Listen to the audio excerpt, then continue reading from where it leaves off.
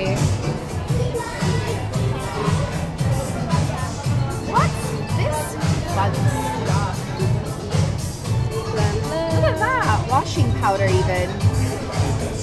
Taking care of your face and your clothes. We've got Ilia. What else we got? Melvita. Concoction. I like the look of these guys. They look kind of fun. I've never actually tried these. Oh, I can't open it. The Miley Cyrus lip gloss. Oh, is it? Well, lip balm. Is that why everyone loves it?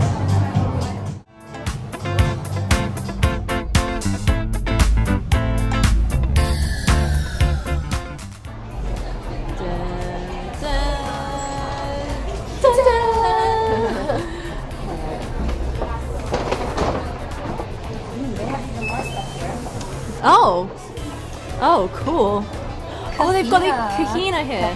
Yeah, that's what I didn't spot in the one in Shoreditch. Hello, and they got the Bound 27. You know you like the Bound 27. Oh yeah, luminescent.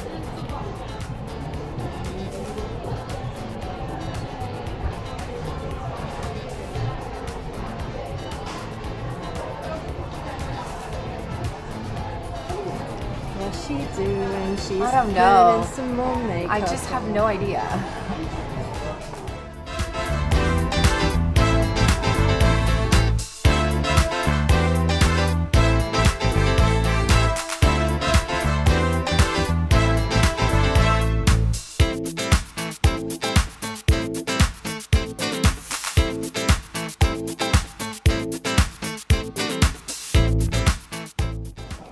YouTube is always like, we've noticed your videos are shaky, would you like to stabilize them? No. You can do nothing for this, it won't help. We like it that way. Yeah. We're a little bit shaky ourselves. Are we not?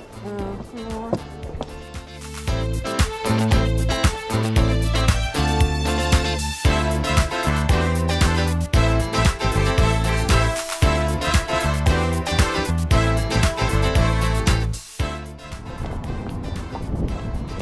It's an old man sitting outside. Here it is, everyone. Welcome. We're in trendy East London, Shoreditch, here with Anna-Marie of Beauty Mart. That's right, I said it, Beauty Mart. I know it's everybody's favorite online / high street store. Specifically, we're going to talk about, let's start with kind of, what's your inspiration for the store? Why'd you start it? My background's journalism. Yeah. I'm a beauty writer. I still write about beauty. I've spent probably the past 25 years editing products that land on my desk for a specific readership. And it kind of came from there, really. It's something that I do naturally. My business partner is Millie Kendall, so she was one half of the brand Ruby Millie. She launched Vader in this country, L'Occitane, Tweezerman, she launched Shuamora. So she has a great background in retail and brand, and we've been friends since 1990. I was working at Elle at the time, she just launched Shuamora in Nicols. And she moved back from LA, I was kind of itching, kind of had left my job at Vogue where I'd been for 6 years, had an amazing time, but wanted to do something that was kind of move things on. So she came back from LA, she'd been there for 7 years, and she said, what's happened? Like, nothing's moved on in beauty retail in this country. And I was like, yeah, I know. Yeah. And this was this sort of ongoing conversation between us that then turned into the column I was writing at the time for the Financial Times. I used to do a monthly column. I was writing about changing face of beauty retail. And I interviewed the buyer from Harvey, Nicols, who was an old colleague. I used to edit their magazine, so I knew her really well. And she said, oh, you know, what do you think should be happening? What's missing? And I said, well, someone's got to throw it all up in the air. You've got to mix high and low. Nobody shops one brand. Nobody shops one price point either. They shop premium and mass. Yeah. And she said, right, okay, well, why don't you do it? And I just like, what? What, me? I followed it up with an email actually, just yes, you should do it like this, you should do it like this, and I just sent it to her. There you go, get on with it. And she said, will you come in and talk about it? So I did, and then she said, well, why don't you do it with us? And I'd worked with Harvey Nicols on Beyond Beauty, which was their kind of multi-brand, independent kind of space in the store. And it kind of went from there, and I called Millie in a complete panic saying, oh God, I've gone and said something really silly, and I've given an idea to Danny at Harvey Nicols, and she wants to went from there, and the principle's always been the same. It's kind of the best products from a multitude of brands from high to low. So we've got, you know, great nail polishes from Revlon, we've got the best eye creams from Instalment, we've got some weird and wonderful fragrances that cost about £70, and we've got one that I've worn for years that costs about £5. So it's this, the way that people... Which is good, Yeah, it's the way that people mix fashion. Yeah. High street design and vintage, so this is the kind of beauty equivalent. And we launched EOS here, nobody knew about it. Millie knew the brand from LA, because that's where it's from. So we launched it, it always did quite well, and then suddenly it all kicked off. There was the whole Miley everywhere, Cyrus, aren't they? Miley Cyrus on in her videos. She was just, I was just telling Yana, who's our beauty mart advisor in this store, our beauty stylist, that we're doing this campaign at the moment because we've got a store in Topshop and as well as here at Nicols. So as you can see, we've got customers here who range from kind of teens right up to, you know, and their mums come in and everyone's sort of shopping at lots of different levels. It's psychographics, not demographics. It seems like what she's saying. It's pretty much just beauty for real women. Like, you're not being discriminate against. Okay, so we want like a luxury image. It's like, if the best nail varnish is £2, then it's still the best nail varnish. And for the price, it's great. And how much more do you want out of it for what you're paying? I mean, we tend to, for two reasons, we tend to avoid the imagery thing, because it's about the product for me. I think images, the minute you have a woman's face, it slightly marginalises somebody who doesn't look like that, doesn't identify with that. Experimental play, actually trying product, that sort of test-a-bar experience is always something that I've enjoyed. That is kind of why we started this whole thing, is because a lot of green products, like specifically, they're online and they're really hard to find on the high street, and you want to try it. Like, you don't know what your foundation color is like off the top of your head. Everything looks different when it's photographed, and you don't know feel like the consistency of something. So this is kind of great that so did that. A lot of those a lot of the green brands, they tend to be quite young and independent, and they don't have the money to pay for the counter and the staff and the training and everything. So you do find them in smaller locations, but quite sort of odd places, and unless you're shopping at Whole Foods and, you know, one of the bigger branches, you don't get exposed to that whole range. And you're right, most of them are online because they can't afford to be anything else. Exactly. So we've got quite a strong representation of what I would call green brands. They're not all organic by any means. Natural, they would all fit into that category. In fact, it's funny, we have a website as well, online with Topshop. We had a call from one of our customers saying, oh, you've got some really great natural brands, but it took me a while to find them. And I just thought, God, you idiot. You should have a natural category. We've got categories for lots of other things. So I literally phoned her back and said, have a look now, I've got them all in. It's like, how can you I mean, I think for a long time, it was a nice bonus. You would get a great product that looked good, that smelled nice, that was a pleasure to use, and if it was either organic or natural or plant-based, that was a nice bonus. But now I think consumers are very concerned about ingredients, and also concerned about the sort of carbon footprint of products. You know, is it overpackaged? Is the plastic recyclable, or has it been made from recycled materials? And they have a conscience about consuming now, and I think that it's now become the prime motivation to buy something. It needs to be green or natural. It's kind of exploded in the last 5 years, let's say. And I think the green... I think that's a younger consumer as well, though. I think they're much more aware of ingredients, and possibly a little bit more fearful of kind of ingredients that they don't really understand.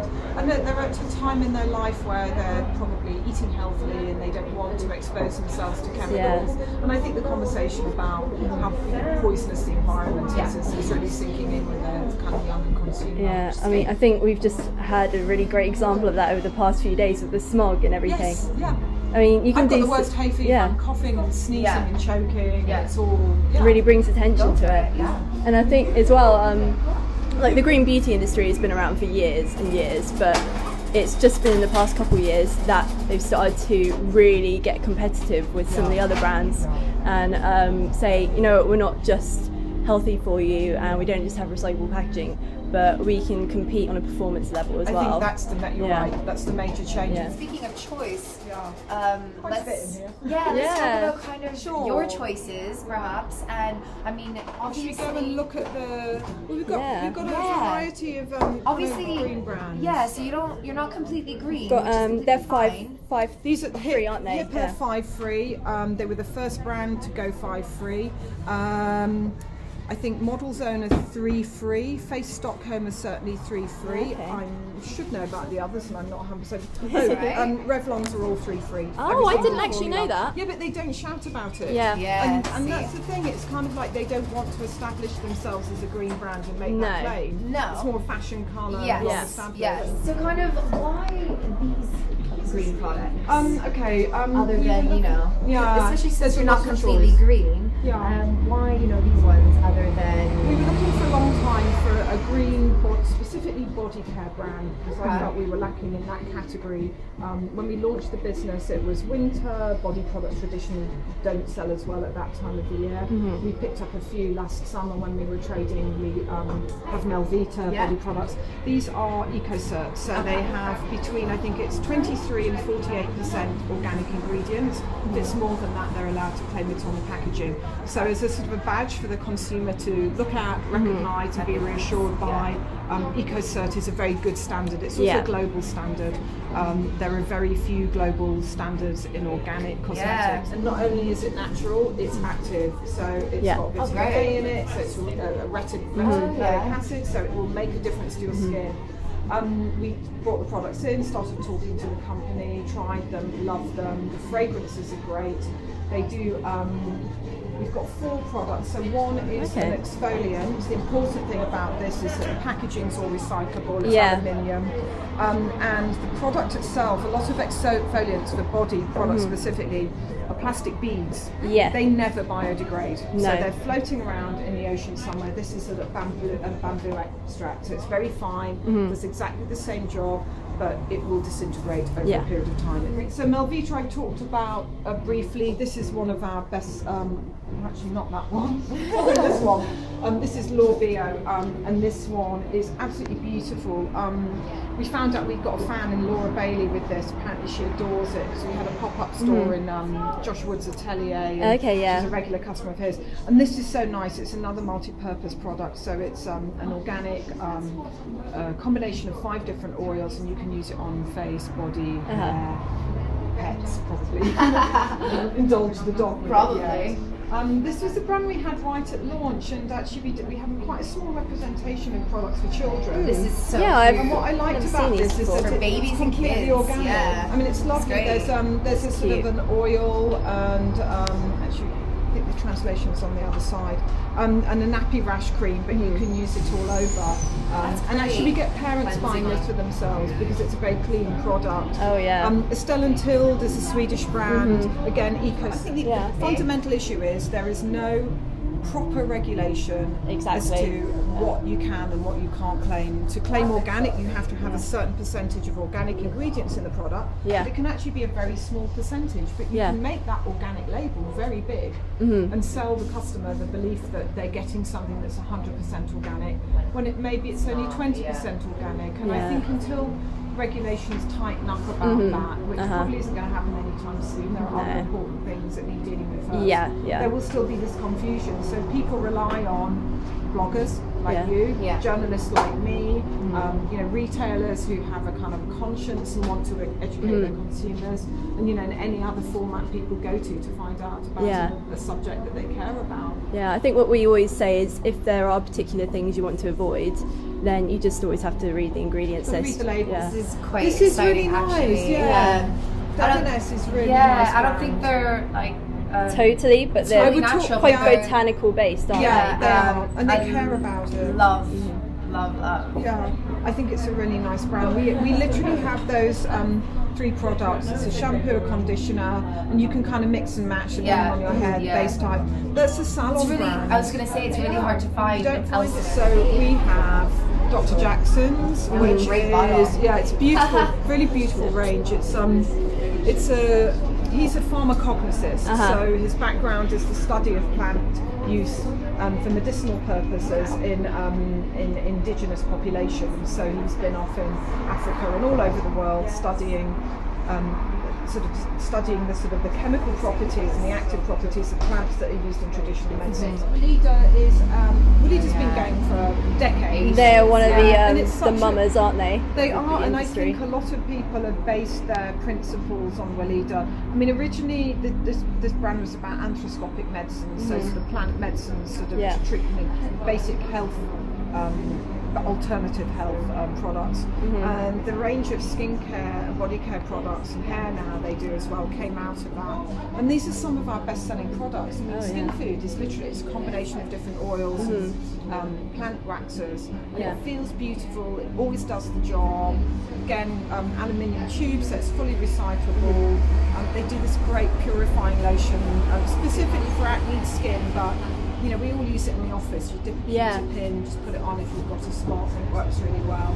So, just wanted to ask you, like, what do you think makes a product a cult product? Because it's pretty much what your collection is. Yes, is like we always say sort of iconic and edited. So it's iconic brands edited, but actually within the iconic brands, it's the cult product. So like the 8-hour cream. For me, it's a product that's stood the test of time fairly consistently. It tends to be things that aren't new, although I do think you can't exclude new products. No. For me, the qualification is, does it do a better job than everything else like that? What are the exceptional factors that make it even more special and more desirable? Right. I think Glam Glow, frankly, the black one, the original one, is going to be a cult product. Really? It just has that wow effect. Somebody uses it and they immediately see a result on their skin, and it's the wow moment.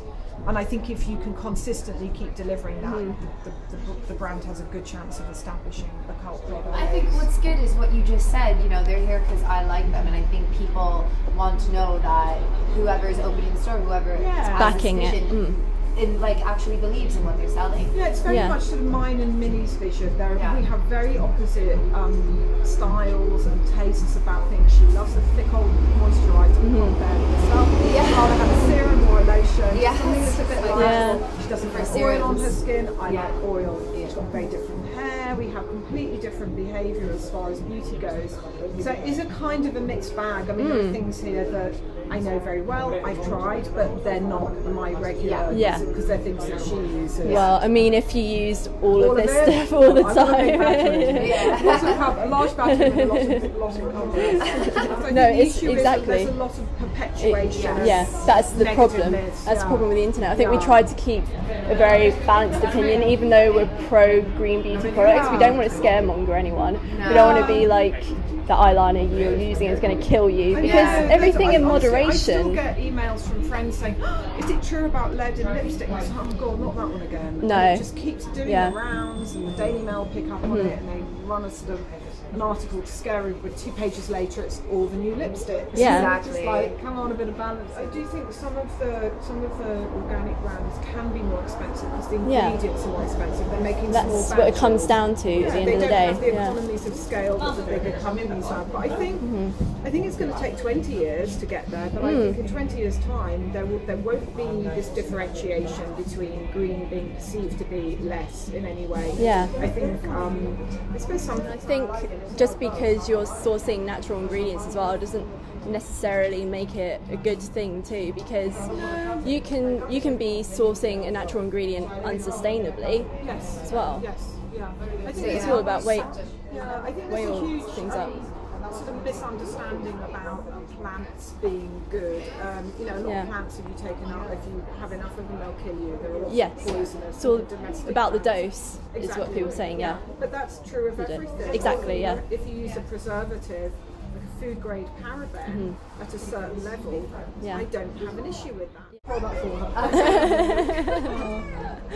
I think at the end of the day, you just have to have fun with it. Like whatever your principles and guidelines are with what you want to consume in any aspect of life. Beauty Mart is a great place to start. Oh my God, I rhymed and I didn't even mean to. I'm a rapper now.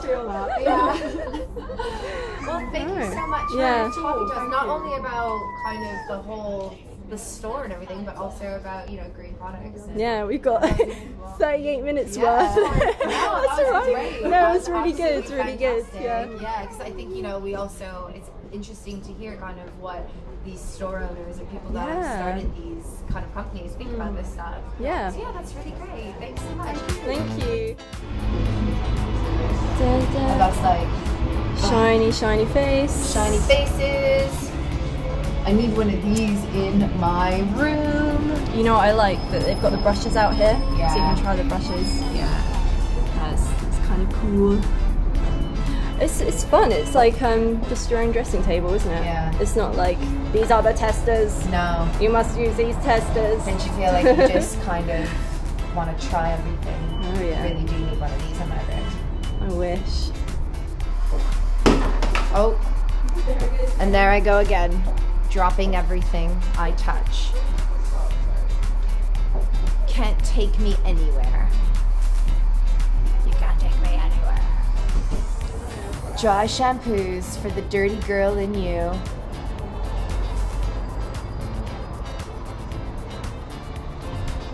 Hair extensions. Try me. Try me. Try me. If you insist.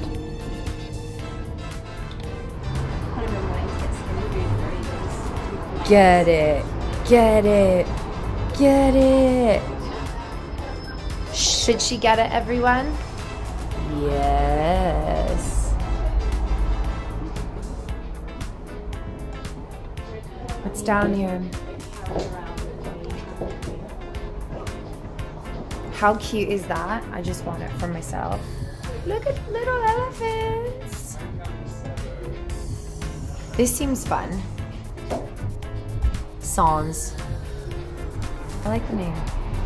Because it's sans bad stuff for you.